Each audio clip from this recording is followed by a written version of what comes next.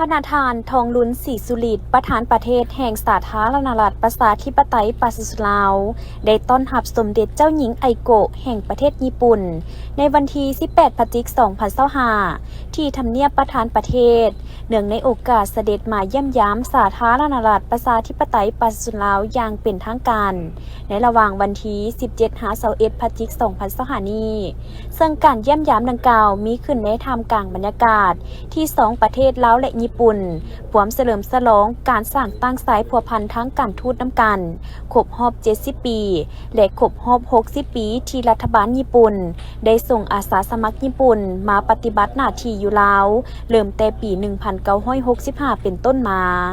ในโอกาสนี้ประธานประเทศได้แสดงความยินดีต้อนรับอันอบอุ่นและตีราคาสูงต่อการเสด็จมาเยี่ยมยามทางการอยู่สาธารณรัฐประชาธิปไตยปาซิลาวซึ่งแม่นการเยี่ยมยามลาวของพระบรมวงศานุวงศ์ญี่ปุ่นในรอบ 13 ปีและแม่นการเยี่ยมยามทางการอยู่ต่างประเทศข้างทำอิฐของสมเด็จเจ้าหญิงไอโกะอันได้กลายเป็นขีดหมายสำคัญทางประวัติศาสตร์อีกครั้งหนึ่ง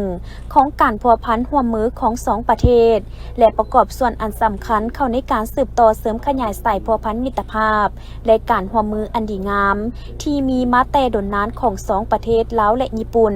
ให้สืบต่อเจริญงอกงามยิ่งขึ้นเหมือนดังสัญลักษณ์แห่งมิตรภาพลาวญี่ปุ่นอันมีสร้างลาวซีโตอยู่ในสวนสัตว์เกียวโตของประเทศญี่ปุ่นและมีดอกซากุระอยู่สวนมิตรภาพลาวญี่ปุ่นที่เมืองเวียงไซแขวงหัวพันได้เติบใหญ่และเบ่งบานให้ชาวลาวและนักท่องเที่ยวต่างชาติได้ชื่นชมพระนาธานทองลุ้นศรีสุริตได้ฝากความยื้อย้ำถามข่าวอันอบอุ่นไปยังสมเด็จเจ้าจักรพรรดินารุฮิโตะและสมเด็จพระราชินีมาซาโกะและแสดงความหวังว่ารัฐบาลก็คือประชาชนบรรดาเผ่าจะมีโอกาสได้ต้อนรับสมเด็จเจ้าจักรพรรดิพร้อมด้วยพระราชินีรวมทั้งสมเด็จองค์มงกุฎราชกุมารพร้อมด้วยพระสญาและพระบรมวงศานุวงศ์เสด็จมาเยี่ยมยามสาธารณรัฐประชาธิปไตยประชาชนลาวในอนาคตโอกาสนี้ประธานประเทศยังได้ต่างหน้าให้รัฐบาลและประชาชนลาวแสดงความขอบใจอย่างจริงใจมายังรัฐบาลและประชาชนญี่ปุ่นย้ำใดก็ให้การสนับสนุนและการช่วยเหลืออันล้ำค่าแก่สาธารณรัฐประชาธิปไตยประชาชนลาวตลอดระยะผ่านมาในโอกาสนี้สมเด็จเจ้าหญิงไอโกะได้แสดงความประทับใจและขอบใจอย่างจริงใจต่อการต้อนรับอันอบอุ่นในครั้งนี้พร้อมทั้งรู้สึกเป็นเกียรติอย่างสูงที่ได้เยี่ยมยามสาธารณรัฐประชาธิปไตยปาซิลาวในปีที่มีความหมายสำคัญสำหรับสองประเทศญี่ปุ่นและลาวและยังได้นำเอาความยื้อย้ำถามข่าวอันอบอุ่นจากสมเด็จเจ้าจักรพรรดินารุฮิโตะและสมเด็จพระมเหสีมาซาโกะมายังทานทองลุ้นศรีสุริตอีกด้วยนอกจากนั้นสมเด็จเจ้าหญิงไอโกะยังได้แสดงความหวังว่าการพัวพันร่วมมือระหว่างญี่ปุ่นและลาวจะสืบต่อได้รับการเพิ่มพูนคูณสร้างแนใส่เสริมขยายการพัวพันมิตรภาพอันยาวนานและการร่วมมืออันดีงามระหว่างญี่ปุ่นและลาวให้ได้รับการพัฒนายิ่งขึ้นในซุมปีต่อหน้าและในมื้อเดียวกันท่านนางปานิยาถอตู้รองประธานประเทศแห่งสาธารณรัฐประชาธิปไตยปาซิลาวก็ได้ต้อนรับสมเด็จเจ้าหญิงไอโกะแห่งประเทศญี่ปุ่นโดยได้ตีราคาสูงต่อสายพัวพันมิตรภาพและการร่วมมืออันใกล้ชิดระหว่างลาวและญี่ปุ่นที่ได้รับการพัฒนาและขยายตัวขึ้นเป็นก้าวซึ่งในปี 2015 สองประเทศได้ยกระดับการพัวพันร่วมมือมาเป็นคู่ร่วมยุทธศาสตร์ในโอกาสครบรอบ 60 ปีแห่งการสร้างตั้งสายพัวพันการทูตพิเศษในปี 2025 นี้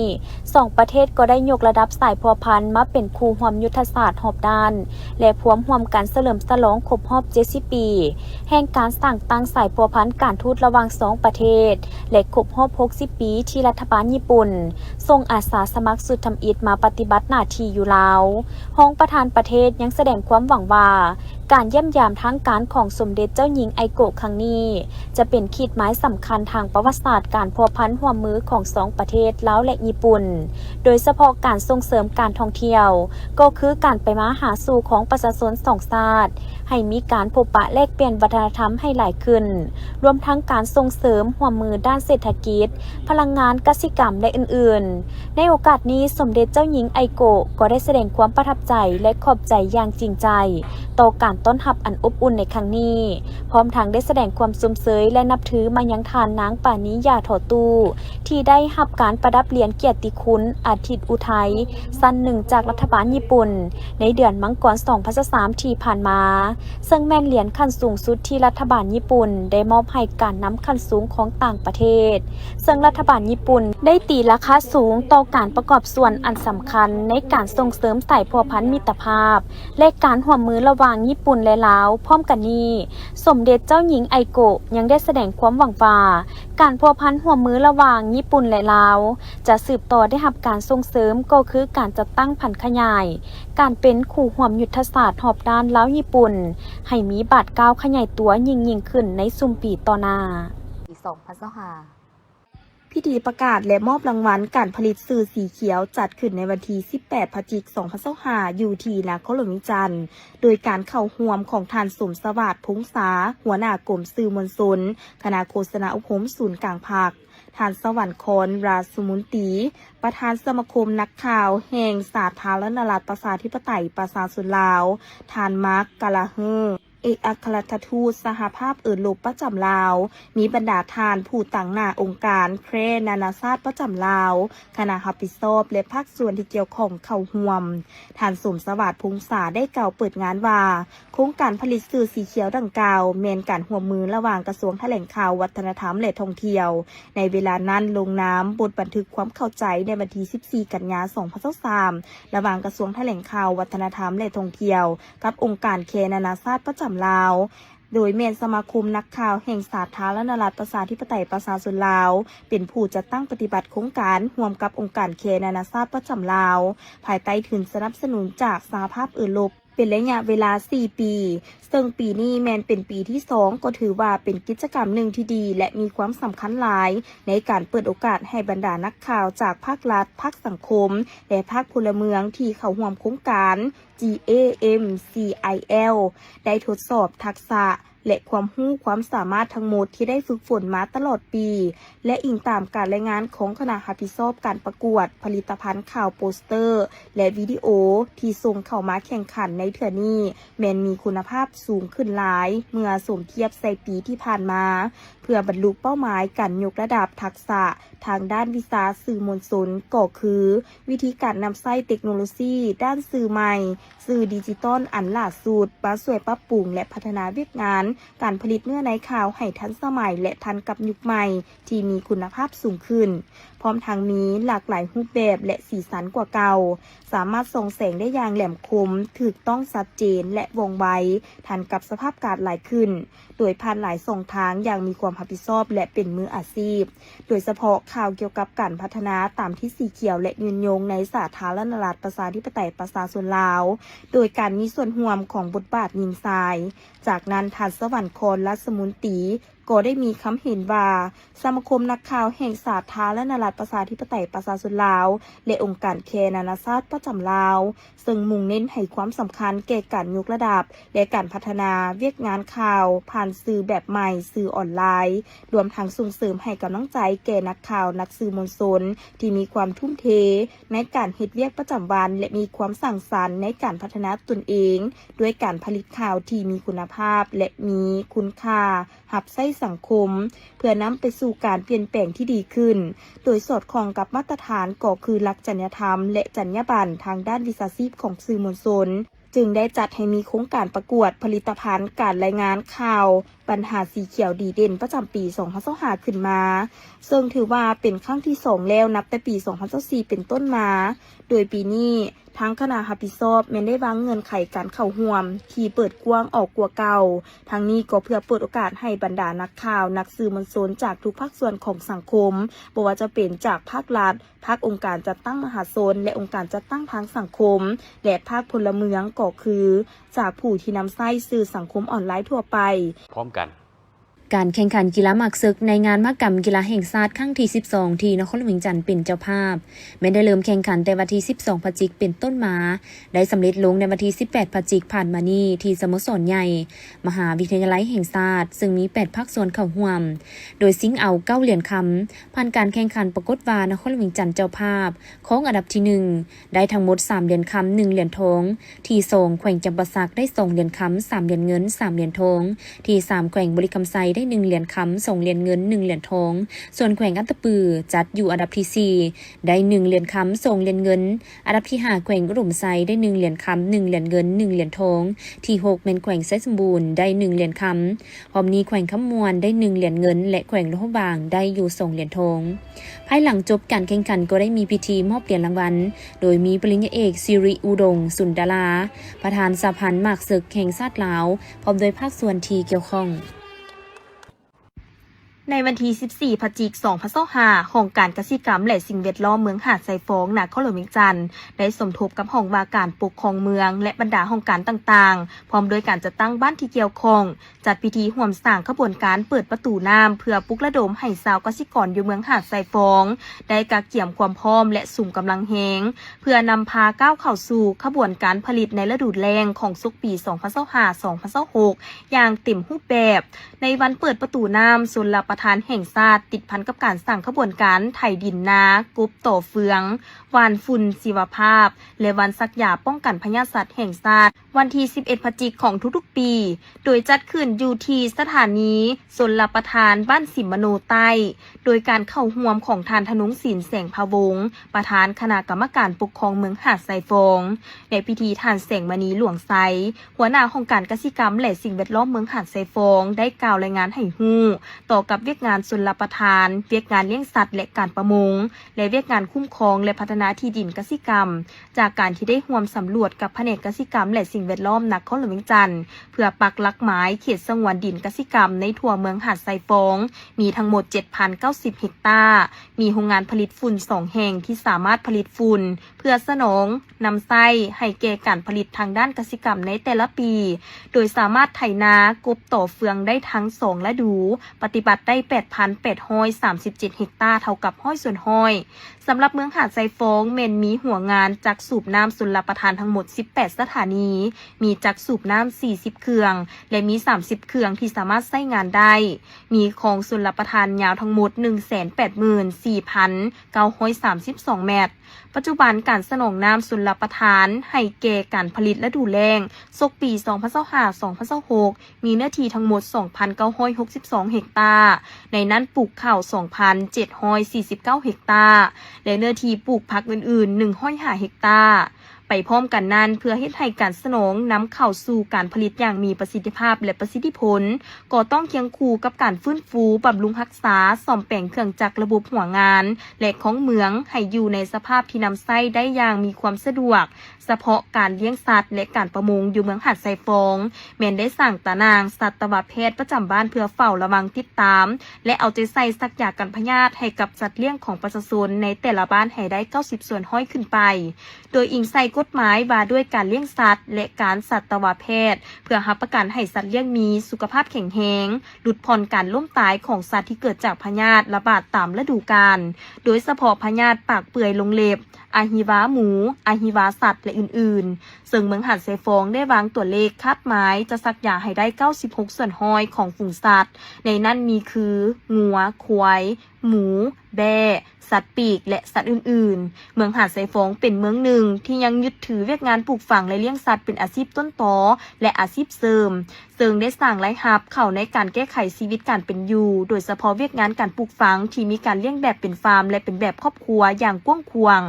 สามารถตอบสนองทาสซีนให้กับเมืองและนครหลวงได้ดีในระดับหนึ่งเคียงคู่กับการเปิดขบวนการจัดตั้งอนามัยระบบของเมืองดังกล่าวก็เป็นเพื่อกวดกาเครื่องจักรหัวงานอาคารต่างๆเปิดน้ำและก็เก็บความพร้อมในทุกด้านแนวใส่รับประกันการสนองน้ำแก่การผลิตให้ทันฤดูกาลพร้อมกันนั้นก็เพื่อเป็นการสร้างขบวนการเฉลิมฉลองวันซักยาป้องกันพยาธิสัตว์ เลี้ยงแห่งชาติวันที่11 พฤศจิกายนและเนใส่เพื่อสุกยูส่งเสริมการเกี่ยมการผลิตฤดูแล้งพร้อมทั้งเปิดขบวนการไถกบต่อเฟืองและยุแหงขบวนการผลิตของพ่อแม่ประชาชนทั่วเมืองหาดไซฟองให้มีความเข้มแข็งทางด้านปริมาณให้ผิดหวังยิงถล่มสัญญาบุรีไปได้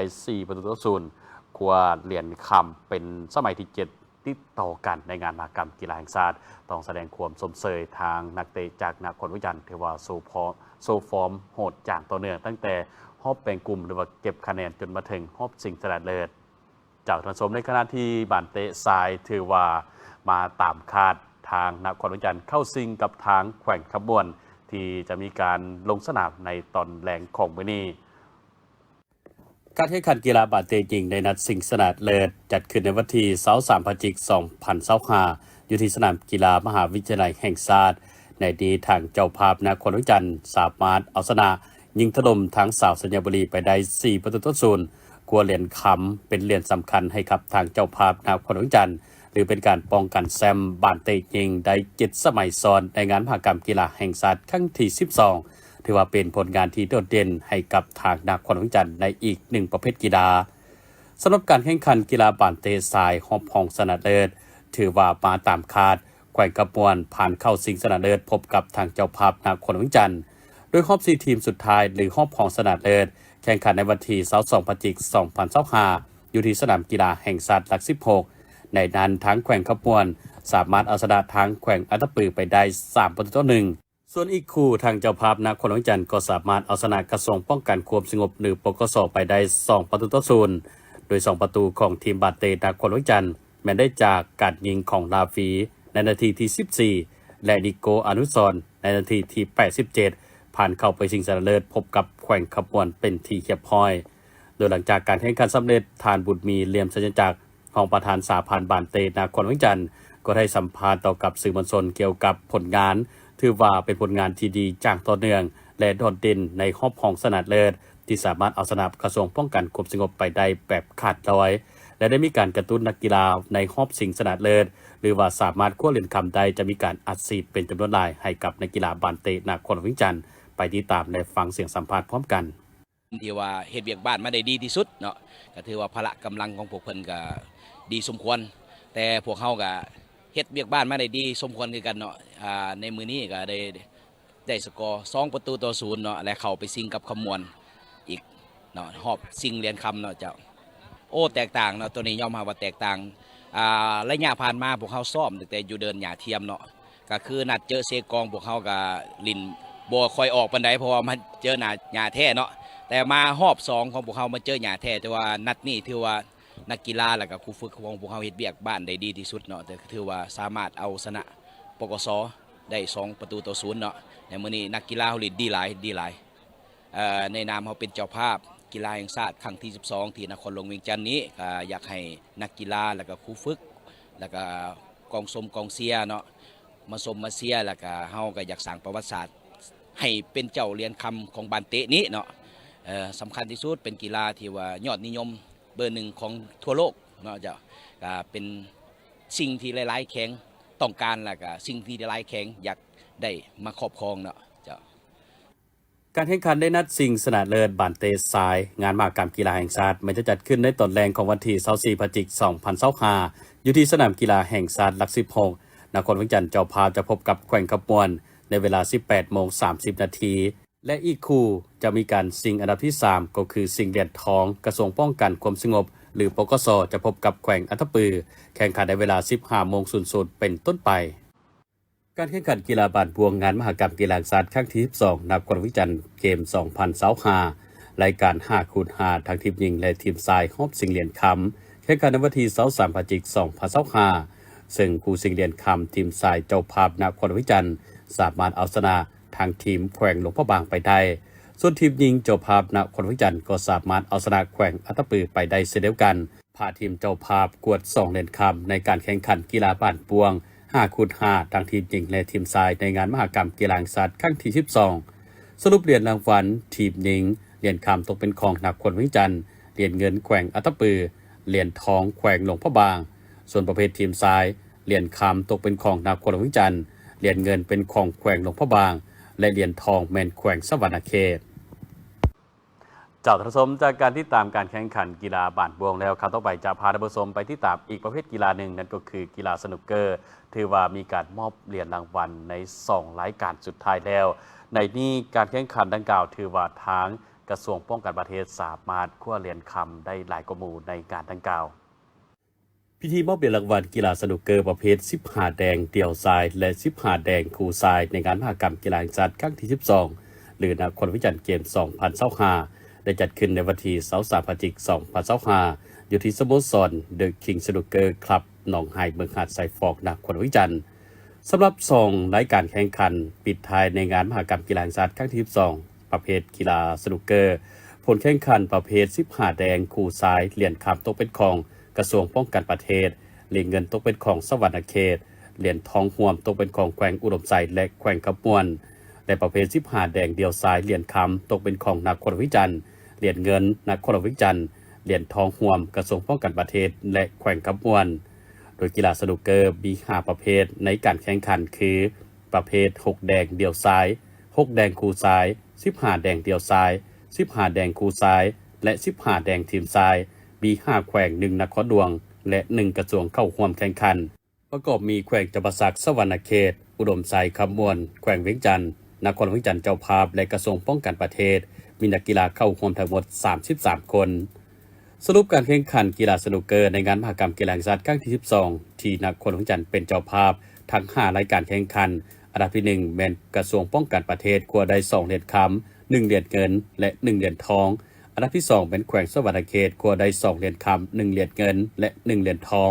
ส่วนอันดับที่3แม่นนครวิจารณ์เจ้าภาพคว้าได้1เหรียญคำ2เหรียญเงินและ1เหรียญทองคือกระทรวงป้องกันประเทศถึง29เหรียญคำไปติดตามนำกันเจ้าท่านผู้ชมถือว่าการแข่งขันงานมหกรรมกีฬาแห่งชาติถือว่ามาฮอดในมวลท้ายวันที่24พฤศจิกายน2025ในนี้นครวิจารณ์ยังนำหน้าในการคว้าเหรียญรางวัลได้หลายกว่าหมู่เป็นอันดับที่1คว้าได้90เหรียญคำ75เหรียญเงิน99เหรียญทองรวม264เหรียญอันดับที่2เป็นกระทรวงป้องกันประเทศคว้าได้61เหรียญคำ39เหรียญเงิน52เหรียญทองรวม152เหรียญอันดับที่3เป็นแขวงขบวนคว้าได้44เหรียญคำ31เหรียญเงิน62เหรียญทองรวม137เหรียญอันดับที่4เป็นแขวงสวรรณเขตคว้าได้32เหรียญคำ46เหรียญเงิน46เหรียญทองรวม124เหรียญอันดับที่5แขวงจำปาสักคว้าได้24เหรียญคำ35เหรียญเงิน43เหรียญทอง102เหรียญโดยในนี้ยังมีแขวงที่บ่สามารถคว้าได้เหรียญคำจักเหรียญก็คือแขวงไซสมบูรณ์คว้าได้3เหรียญทองเท่านั้นเจ้าท่านผู้ชมนี่ก็เป็นการรายงานอัปเดตการแข่งขันกีฬาประเภทต่างๆในงานมหกรรมกีฬาแห่งชาติให้ทุกท่านได้ติดตามรับชมพร้อมกันในเที่ยงของวันนี้และต้องติดตามกันต่อไปโดยเฉพาะในตอนแรกของวันนี้ว่าแขวงใดจะสามารถคว้าเหรียญคำได้หลายกว่าหมู่หรือว่าคว้าเหรียญคำในงานมหกรรมกีฬาแห่งชาติก็คือประเภทบานเตะทุกท่านสามารถไปรับชมรับเชียร์ได้อยู่ที่สนามกีฬาแห่งชาติหลัก 16แห่งเกียรติศักดิ์ศรีและความภาคภูมิใจอันสูงส่งเป็นการแข่งขันแห่งมิตรภาพเสริมสร้างความสามัคคีและสุขภาพที่แข็งแรงเป็นการสร้างนักกีฬาที่ดีเด่นมีพรสวรรค์เพื่อพัฒนากีฬาลาวให้ก้าวไกลเหมือนดังคำขวัญของงานมหกรรมกีฬาแห่งชาติครั้งที่12นี้ว่าสามัคคีมีวินัยโปร่งใสได้พัฒนายินดีต้อนรับสู่งานมหกรรมกีฬาแห่งชาติครั้งที่12นครหลวงจันทร์เกมส์2025ระหว่างวันที่15-25พฤศจิกายนนี้เพื่อห่วมสิงไซ 1,252 เหรียญคำในทั้งหมด33ประเภทกีฬาห่วมสมห่วมเสียและให้กำลังใจนักกีฬาเพื่อคว้าชัยชนะอันยิ่งใหญ่อย่างภาคภูมิใจท่านเฉลิมไซกมสิทธิ์รองนายกรัฐมนตรีได้รายงานการจัดตั้งปฏิบัติวาระแห่งชาติว่าด้วยการแก้ไขความยุ่งยากทางด้านเศรษฐกิจการเงินซึ่งใน5 ปีต่อหน้าจะสืบต่อสุขยุการขยายตัวเศรษฐกิจแห่งชาติให้อยู่ในระดับ 5-6% ต่อปีโดยสุ่มใส่การสร้างเงื่อนไขและปรับปรุงปัจจัยการผลิตของแขนงการเศรษฐกิจที่เป็นบุริมสิทธิ์และเป็นปลายแหลม การส่งเสริมการผลิตภายในเพื่อทดแทนการนำเข้า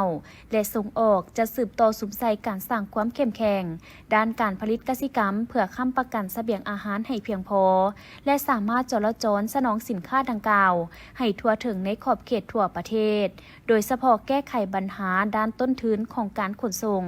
สุมใส่การผลิตและสนองแนวพันธุ์พืชและสัตว์ภายในให้เพียงพอลดพรการนำเข้าแนวพันธุ์พืชและสัตว์ให้ได้หลายที่สุดนอกจากนั้นยังมีความจำเป็นที่จะได้ปรับปรุงบัญชีสินค้าส่งเสริมการผลิตภายใน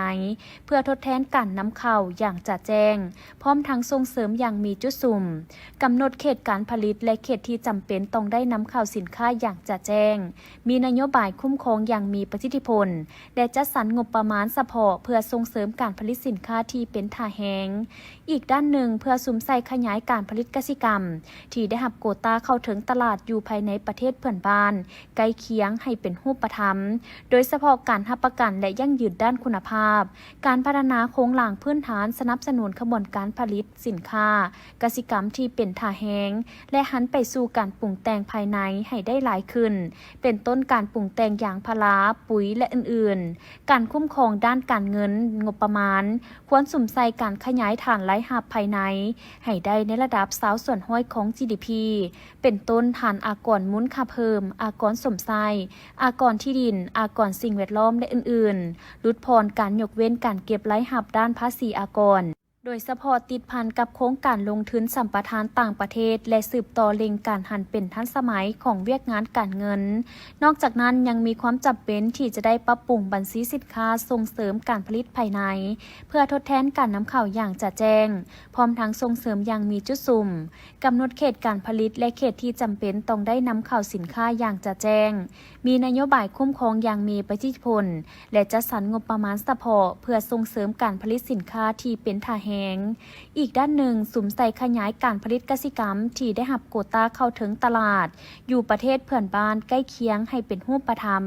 โดยเฉพาะการรับประกันและยั่งยืนด้านคุณภาพการพัฒนาโครงหลังพื้นฐานสนับสนุนขบวนการผลิตของสินค้ากสิกรรมที่เป็นท่าแห้งและหันไปสู่การปรุงแต่งภายในให้ได้หลายขึ้นเป็นต้นการปรุงแต่งยางพาราปุ๋ยและอื่นๆการคุ้มครองด้านการเงินงบประมาณควรสุมใส่การขยายฐานรายรับภายในให้ได้ในระดับ20%ส่วนห้อยของ GDP เป็นต้นฐานอากรมูลค่าเพิ่มอากรสมไส้อากรที่ดินอากรสิ่งแวดล้อมและอื่นๆลดพรการยกเว้นการเก็บรายรับด้านภาษีอากรโดยเฉพาะติดพันกับโครงการลงทุนสัมปทานต่างประเทศและสืบต่อเล็งการหันเป็นทันสมัยของเวียกงานการเงินจะสร้างเงื่อนไขในการปรับปรุงโครงสร้างด้านรายจ่ายซึ่งสามารถมีแหล่งทุนสำหรับหนี้สินและจัดสรรเข้าสู่การพัฒนาเศรษฐกิจสังคมได้หลายขึ้นไปเคียงคู่กับการสุมใส่ปรับปรุงประสิทธิผลด้านรายจ่ายงบประมาณยังมีจุดสุมใส่การแก้ไขหนี้สินสาธารณะให้ผ่อนคลายลงโดยสุมใส่การจำกัดการเบิกถอนเงินกู้ยืมคนควายนำไส้แรงทุนที่โบแมนการกู้ยืมเร่งเก็บคืนเงินกู้ยืมต่อจากบรรดารัฐวิสาหกิจและจำกัดการออกค้ำประกันใหม่ให้โครงการหรือรัฐวิสาหกิจและปรับโครงสร้างหนี้โดยการต่ออายุหรือกู้ยืมในเงื่อนไขที่ต้นทุนต่ำกว่าเพื่อชำระหนี้สินและอื่นๆเคียงคู่กันนั้นจะสืบต่อสร้างความเข้มแข็งด้านเงินตราโดยสุมใส่การปรับปรุงนิติกรรมเครื่องมือและกลไกการคุ้มครองเงินตราให้เพียงพอและมีประสิทธิผลสูงดัดปรับบรรดาอัตราดอกเบี้ยพื้นฐานของธนาคารเฮ็ดให้สามารถชี้นำตลาดได้ดีดัดปรับอัตราเงินแฮภาคบังคับให้สอดคล้องในแต่ละระยะรอบ35 ปีสภาการค้าและอุตสาหกรรมแห่งชาติลาวดังนั้นจึงได้จัดพิธีมอบรับรางวัลนักธุรกิจชั้นนำดีเด่นให้กับแขนงการต่างๆที่มีผลงานดีเด่นในระยะผ่านมาในนั้นบริษัทเซียนเชิงลงทุนอสังหาริมทรัพย์จำกัดก็เป็นหนึ่งใน89นักธุรกิจที่ได้รับรางวัลดังกล่าวโดยตั้งหน้าขึ้นรับของทานกงเวินจงและให้เกียรติมอบรางวัลของทานมาลัยท้องกรมมัสยิดรัฐมนตรีกระทรวงอุตสาหกรรมและการค้า ท่านกงหวนจงได้ให้สัมภาษณ์ว่าบริษัทเสียนเชิงลงทุนอสังหาริมทรัพย์จำกัดลงทุนในลาวมาได้เป็นเวลา 2 ปีแล้วซึ่งเป็นกลุ่มบริษัทเสียนเชิงก็คือโครงการลาวเซ็นเตอร์ที่ตั้งอยู่วงเวียนคูเวียงข้างกรมใหญ่พลาธิการในนั้นก็จะมีโรงแรมระดับ5 ดาวคอนโดมิเนียมที่หรูหราเป็นศูนย์รวมบริการที่ครบถ้วนซึ่งโครงการของพวกเขามีอยู่2อาคารคืออาคาร12ชั้นแม่นสำเร็จแล้ว90ส่วนห้อยในปัจจุบันกำลังอยู่ในขั้นตอนการตกแต่งคาดว่าจะให้สำเร็จในท้ายปี2025พร้อมนี้ยังมีอาคาร46ชั้นคาดว่าจะให้สำเร็จในปี2028นี้ซึ่งพวกเขาได้เอาใจใส่ในด้านการคัดเลือกวัสดุก่อสร้างการควบคุมการก่อสร้างการกวดกาคุณภาพด้านมาตรฐานที่เข้มงวดโดยผ่านเทคโนโลยีการก่อสร้างแบบใหม่และระบบรักษาปลอดภัยขั้นสูงสร้างสภาพแวดล้อมที่น่าอยู่และปลอดภัยให้กับลูกค้าโครงการนี้เป็นความตั้งใจของบริษัทอยากให้ลูกค้าได้มีสิ่งอำนวยความสะดวกในการดำรงชีวิตและได้เกี่ยมพร้อมเป็นต้นแมนสระลอยน้ำกระจกใสกลางแจ้งห้านอาหารไฟไดนิ่งห้องหับห้องสั้นดาดฟ้าและการบริการอื่นๆเพื่อตอบสนองความต้องการส่วนบุคคลของลูกค้าที่แตกต่างกันอย่างครบถ้วนปัจจุบันแมนได้มีการเปิดให้จับจองพื้นที่แล้วและก็มีบรรดาผู้ที่สนใจมาจับจองไปแล้ว40ส่วนห้อยและการที่ได้รับรางวัลนักธุรกิจชั้นนำดีเด่นครบรอบ35 ปีสภาการค้าและอุตสาหกรรมแห่งชาติลาวครั้งนี้ในนามต่างนามบริษัทก็รู้สึกเป็นเกียรติหลายที่ได้รับรางวัลอันทรงคุณค่านี้และในต่อหน้าบริษัทของพวกเขาจะสร้างพัฒนาตัวเมืองนครหลวงจันทน์ให้สวยงามและดีขึ้นกว่าเก่า